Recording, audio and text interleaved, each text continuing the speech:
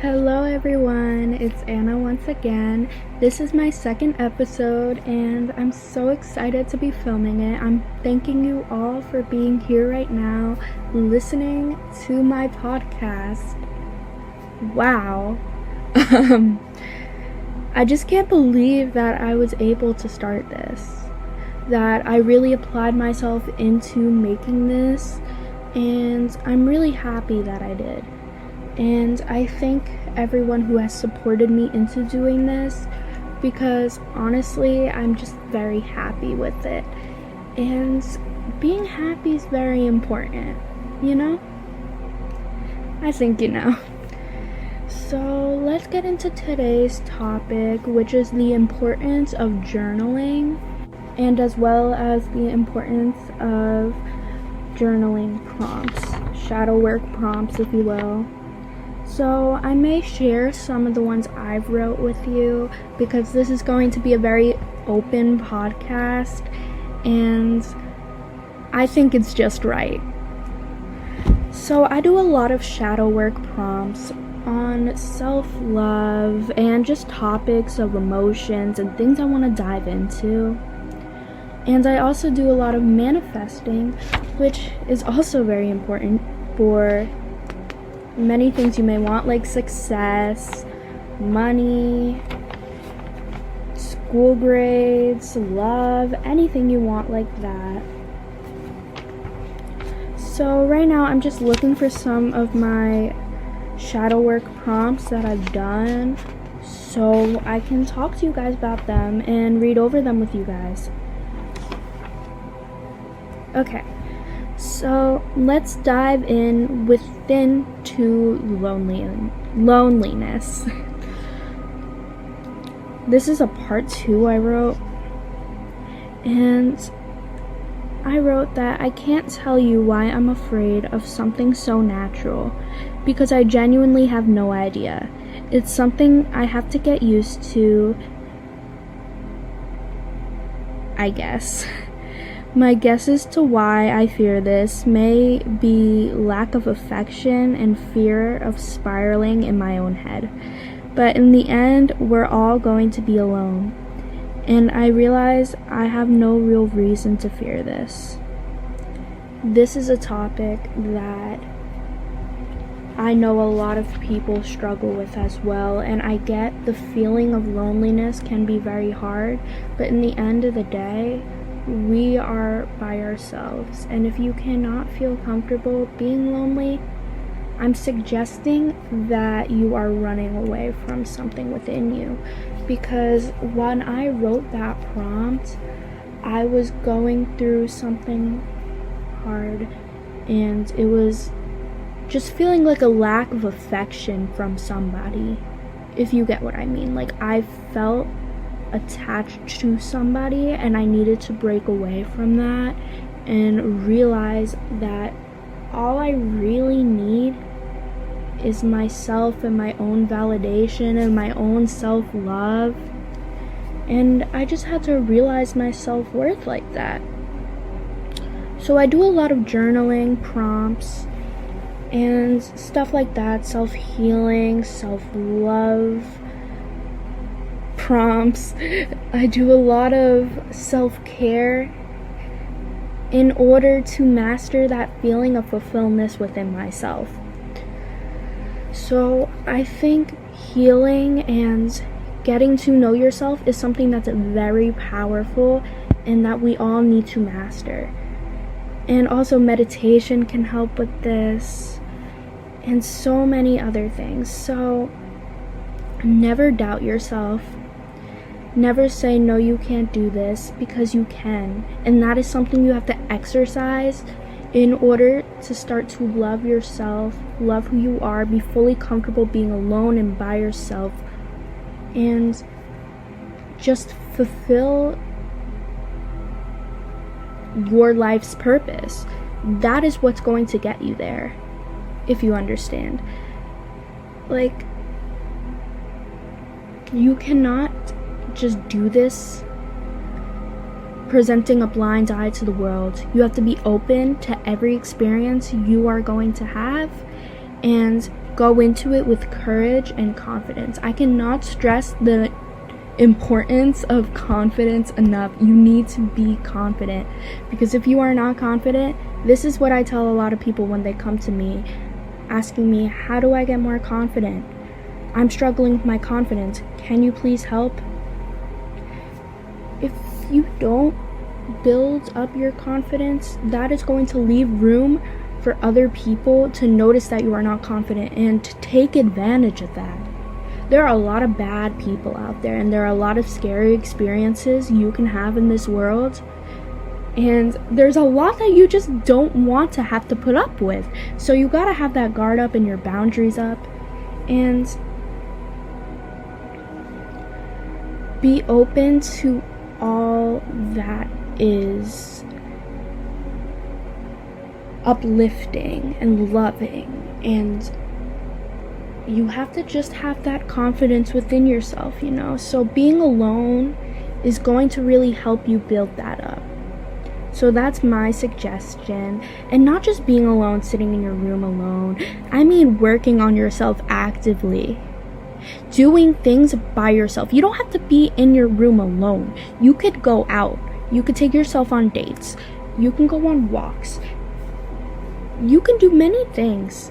And of course, it's very nice to have your friends around and company around, family around, have good times. And that's important too. That's extremely important. Do not cut that out at all. But do not overwhelm yourself with it either. You know what I mean? Because overwhelming yourself with it is going to create internal problems that you will be running away from. So, if you ever feel alone, you are not alone. There are obviously people always going to be there for you no matter what. Although being alone sometimes is just very healthy, very important, and very normal, and it should be completely normalized. So do not feel bad about being alone, because it is a very valuable, sacred time you can have with yourself. And that's what I've learned so far in my healing journey. We all have up and down times, rough times, great times, and you have to cherish those great times, but also learn from the bad ones. So I'm going to look for another prompt that I have written in here to share with you guys. And I hope you're really liking this discussion, because I know I am. Okay, so I just found some self-love prompts that I had written down, and I'm going to read them to you, and we are going to discuss. And also, I would love to hear feedback on anything that I'm talking about, or anything you want to share with me. I'm always here, and I'm always open to hear your guys' experiences, and anything you want to share, I'm always here. I will answer, and you can depend on me. So basically, for the self-love prompts, I dove into different aspects of myself and wrote what I love about myself in those separate paragraphs, so I can realize what I love about myself and my individual characteristics, you know. So what do I love about my appearance? I love my brown eye color. I think it's very cute. I love my eyelashes. I love my lips. I love my teeth, my cheeks, my body, my legs. I love my clean appearance and my fashion. So a lot of these things I've wrote in this paragraph, I have struggled with a lot in the past. I've struggled with my teeth. My teeth, a little backstory. I've had braces for 6 years. I got my bottom ones off, but my top ones are still on. And I've just had a lot of problems with a certain tooth that makes all the other teeth look like they're going up one way, so they're not like straight. But although I was so insecure about that, to the point where I thought it would ruin all my chances of confidence and people liking me and everything like that, I've started to learn to love my teeth because you have to love your differences. You know, not everyone's going to look the same. That is okay. Everyone is beautiful in their own way, physically and emotionally.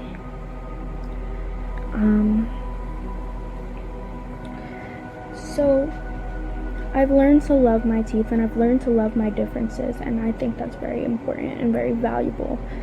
And I hope you guys can realize that as well, to love your differences and love your insecurities, because your insecurities, they're honestly beautiful. They're beautiful, and you don't need a facelift. You don't need plastic surgery. You don't need any of that. You just need that love and confidence within yourself. So then I wrote, what interests do I love? I love self-care. I love food. I love the gym. I love socializing. I love painting. I love spirituality. I love pictures, influencing, adventures, working, kids, animals, documentaries, Mario Kart, fashion, aesthetics, the color pink, beaches, traveling, coffee, Starbucks, confidence, plants, my friends, and nature. And I also love water, I wrote. I forgot to say that. I've always loved water since I was a little kid. When I was learning like sensory, what do you call that? Like you develop, like, you know when you're a kid and you have to be given like sensory toys, things to learn, like different textures, touches, I think smells in there. I loved water for that. I loved water and I loved rice. I would take a bowl, put water in it, and I would put rice in it, and I'd play with the rice and the water with my hands. And it really calmed me down whenever I was really anxious. So I keep that in mind, and whenever I feel really anxious, I take baths, I go swimming if it's summer. I drink water. I think everyone should do that. If you don't drink water, get on that, because then you're going to be dehydrated and faint, and that is not good. So I wrote, I love food. Let's get into that. I've had a good, bad, on and off relationship with food since I was probably about 12. Because when I was 12, by the way, nothing against vegans or vegetarians or any dietary preference. It just isn't for me. And I get that the whole spiritual idea of eating dead carcasses is bad. But when I tried to cut that out, it was bad for my health. I was losing a lot of weight really fast, and I was working out. I work out a lot. I was working out, and I felt like I was going to pass out in the gym because I didn't have enough protein in me. I didn't have enough meat. I would eat protein from other sources like beans and other stuff that I honestly forgot. But I just couldn't do it. It wasn't for me. But that's not the main event that started my bad relationship with food. When I was 12 years old, I started watching this vegan YouTuber, and she had a thinner appearance. When I was 12 years old, I did not, and that's okay. That's okay. I was also 12 years old. I was not developed. But I started to envy that, and I started to just lock myself in my room when I got home from school. I was a very shy kid. I'm not anymore. I'm not shy at all. But I just started to lock myself in my room and go on my phone when I got home from school. I wouldn't really talk to too many people at school because I was very shy. and people thought I was weird, and I don't blame them, but also we were in middle school. Like, I don't blame them. I was in middle school. But I never got, like, bullied or anything, which I'm thankful for. But I was just very depressed. I fell into a depressive stage of my life, and it wasn't very fun. So that, and then I stopped eating. I wouldn't eat that much, and it just progressively got worse until I started working out. My dad started taking me to the gym. He didn't really notice anything wrong with my eating habits. He just knew that I was growing up, and it wasn't like completely drastic at the time. Nothing against him. I love my dad. I love both my parents very much. I think about them constantly. Not constantly, like in a weird way, but like I think about them pretty frequently because I love them so much. I love my family, and I appreciate them with everything. And I think about them a lot because I just want to make them proud. Sorry, the video cut out there, but I do go out a lot, and I keep in mind, like, if my mom's worrying about me, my mom worries about me a lot. So do a lot of moms. And that's a very good trait with moms, in my opinion, because valuing your children and watching them grow up, that's a great thing. That's a great trait. Anyways, my dad didn't really see anything completely wrong, and I started working out with him. When I started working out, I still wasn't eating that much, and I got into a hole of like having to make sure I had a certain amount of fruits and vegetables a day. I was counting calories for a little bit, but then I wasn't, but then I was. It was weird. It was honestly very weird. But I'm better now, which is good. And I love food. I appreciate food. I love eating delicious food. I obviously have a limit in my mind, not an unhealthy limit, just like, okay, that's like an unnecessary amount that I could eat. And I just keep it in mind to be mindful. You don't want to put too much in your body. You have to treat your body with kindness and treat it with love and respect. And again, very important thing, to cherish your body and give it energy, give it fuel to do whatever you want to do. Exercise, keep yourself healthy, do skincare treatments, hair care treatments. I do a lot of skincare and healthcare treatments. I use the Shea Moisture Clay Mask for my skin, and I also use the Ordinary Exfoliant Mask, the red one, you know what I'm talking about. And as a moisturizer, I use olive oil. Let me tell you, olive oil is like the holy grail for your skin. I don't know about people with oily skin types though. I just know about mine, which I have a very dry skin type. So I think the olive oil really moisturizes it and makes it, well, good. So those are my tips. But do not use the 2 face masks I mentioned at the same time. I did that. It would make my face like completely red. I looked like a swollen tomato for about 30 minutes. But yeah. I love taking pictures. If you go on my Instagram, Anna E. Sirico, you can tell that I post a lot and that I love taking pictures.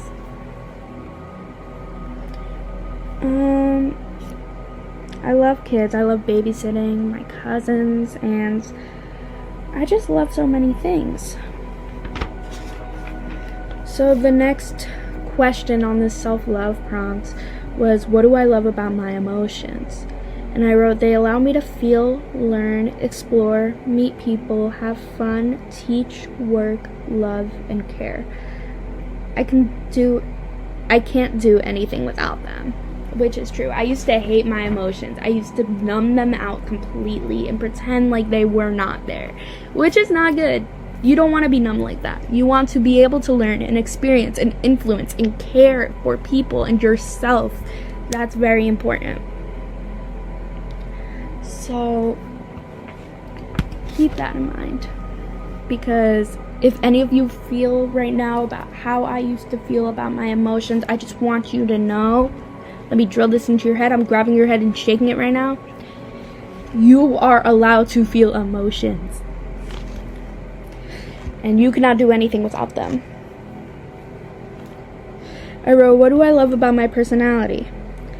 I'm so caring, fun, loving, driven, motivated, kind, genuine, guiding, influencing. I am smart, polite, a go-getter, friendly, heartwarming, special, strong, gifting. I can't read that. A light in a dark room, and a joy to be around. I truly believe that with all my heart, because I am a very polite person. If you meet me in real life, I make sure to treat everyone with kindness and to treat everyone with care and, as I said, kindness, politeness.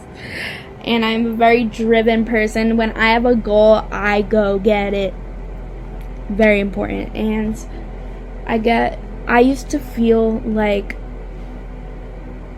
not very motivated. I used to feel like I could just come home from school, lay in my bed, and eat and sleep and do whatever. I would just come home from school, nap and eat, and I put on a couple pounds because of that. Not gonna lie. And I was very unhappy until I got back to the gym. And very happy I did. Got lots of muscles going on, if you know what I mean.